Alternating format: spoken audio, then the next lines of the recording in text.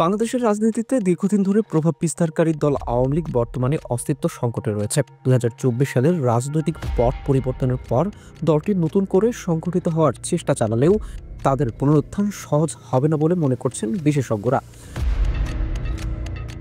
সম্প্রতি কাতার ভিত্তিক গণমাধ্যম আল জাজিরাকে সাক্ষাৎকার দেন সংবিধান সংস্কার কমিশনের প্রধান এবং রাজনীতি বিশ্লেষক আলী রিয়াজ। এই সাক্ষাৎকারে তিনি আওয়ামী লীগের পুনরুদ্ধারের জন্য ৪টি শর্ত উল্লেখ করেছেন।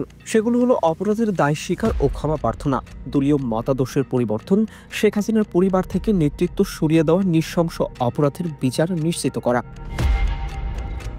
আলী রিয়াজের মতো ২০২৪ সালের আন্দোলনের সময় যারা গণহত্যার সঙ্গে সরাসরি জড়িত ছিল তাদের বিচার হতে হবে। শেখ হাসিনাও এর অন্তর্ভুক্ত।